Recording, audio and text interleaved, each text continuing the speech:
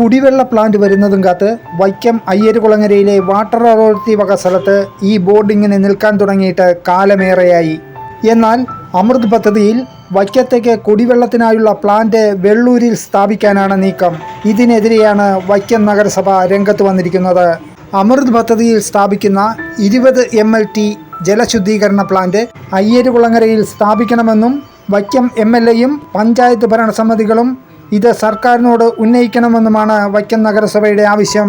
പദ്ധതിയിൽ ജലവിതരണം സുഗമമാക്കാൻ പഴയ റോഡിൻ്റെ നടുവിലൂടെ കുഴിച്ചിട്ടിരിക്കുന്ന പൈപ്പുകൾ മാറ്റി റോഡിനിരുവശവും പുതിയ പൈപ്പുകൾ സ്ഥാപിക്കാൻ വൈക്കം നഗരസഭ തയ്യാറാണെന്നും നഗരസഭാ ചെയർമാൻ അബ്ദുൾ സലാം റാവുത്തർ പറഞ്ഞു.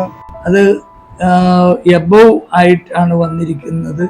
ആ എബവ് അംഗീകരിച്ചതിൻ്റെ പകുതി നഗരസഭ കൊടുക്കാം എന്ന് നഗരസഭ സമ്മതിച്ചുകൊണ്ട് ബാക്കി ഗവൺമെൻറ് പിടിക്കണം എന്ന് പറഞ്ഞ് അതിൻ്റെ അപ്രൂവലിന് പോയിരിക്കുകയാണ്. ഇപ്പോൾ ആ പ്ലാന്റ് 20 MLT ടാങ്ക് അയ്യർകുളങ്കരയിൽ വൈക്കത്തെ നഗരവാസികൾക്കും അതിനോടനുബന്ധിച്ചുള്ള തെക്കൻ മേഖലയിലെ പഞ്ചായത്തുകൾക്കും ഗുണം ചെയ്യുന്ന തരത്തിൽ അത് വൈക്കം അയ്യർകുളങ്കരയിൽ സ്ഥാപിക്കണം എന്ന് നമ്മൾ ആവശ്യപ്പെടുകയാണ്.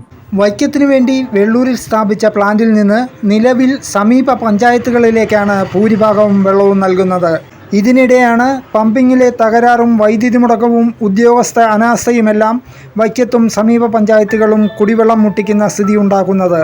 കാരണം ഇപ്പോൾ വെള്ളൂർ സ്ഥാപിച്ചു കഴിഞ്ഞാൽ അവിടെ ഇപ്പോൾ 45 MLT വെള്ളം സമാഹരിക്കുന്ന ടാങ്കുണ്ട്. അതിൽ 10 MLT വൈക്കം ഏരിയയിലേക്ക് ഇപ്പോൾ നിലവിൽ വരുന്നുള്ളൂ. ബാക്കി 35 കടുത്തുരുത്തി ഏരിയയിലും പിറവം അങ്ങനെയുള്ള മേഖലയ്ക്ക് പോവുക. അപ്പോൾ ഈ വെള്ളം വന്നാൽ അവർക്കെപ്പോഴും വെള്ളത്തിന് ആവശ്യമാണ്. മറ്റ് നിയോജക മണ്ഡലങ്ങളിലേക്ക് ഇത് പോകാൻ സാധ്യതയുണ്ട്. നഗരസഭയുടെ പേര് പറഞ്ഞ് ഉണ്ടാക്കുന്ന പദ്ധതി വൈക്കം ഏരിയയിൽ നിലനിർത്തണം.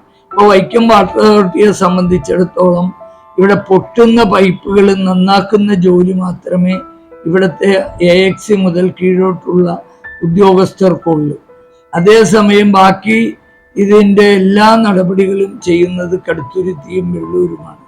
അതുകൊണ്ട് വൈക്കത്തിൻ്റെ പദ്ധതി വൈക്കത്തിൻ്റെ സ്ഥലത്ത് തന്നെ വൈക്കം നഗരത്തിൽ തന്നെ വെക്കണം. കുടിവെള്ള വിതരണം 2 റീച്ചാക്കി മാറ്റി പൈപ്പുകളും മാറ്റി സ്ഥാപിച്ചാൽ വൈക്കത്തും സമീപ പഞ്ചായത്തുകളിലും കുടിവെള്ളക്ഷാമം പരിഹരിക്കാനാവുമെന്നാണ് കണക്കുകൂട്ടുന്നത്. പുതിയ പ്ലാന്റിനായുള്ള ടെൻഡർ നടപടികൾ തുടങ്ങിയെങ്കിലും തുക അധികരിച്ചതിനാൽ സർക്കാരിലേക്ക് നൽകിയിരിക്കുകയാണ്.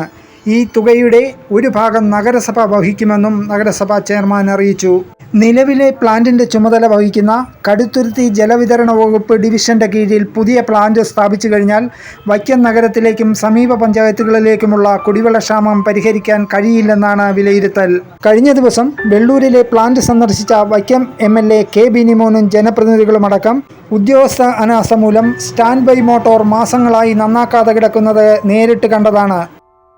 7.5 ദശലക്ഷം ടൺ വെള്ളം സംഭരിക്കുന്ന ഒരു ടാങ്ക് വൈക്കം വാട്ടർ അതോറിറ്റി ഗ്രൗണ്ടിലും വെള്ളൂര് 20 MLT വെള്ളം ഉൽപ്പാദിപ്പിക്കുന്ന പ്ലാന്റ് അവിടെ ഉണ്ടാക്കുന്നതിന് നടപടി സ്വീകരിച്ച് ടെൻഡർ നടപടി കഴിഞ്ഞു. അതുകൊണ്ട് തന്നെ തീരുമാനമുണ്ടാകുന്നതിന് മുമ്പ് ജനപ്രതിനിധികളും പഞ്ചായത്തുകളും വേണ്ട ഇടപെടൽ നടത്താത്ത പക്ഷം വൈക്കത്തുകാർ ഇനിയും ഈ ബോർഡ് നോക്കി വെള്ളമിറക്കാതെ കാലം കഴിക്കേണ്ടി വരും. ന്യൂസ് ടീം, വൈക്കം വാർത്ത.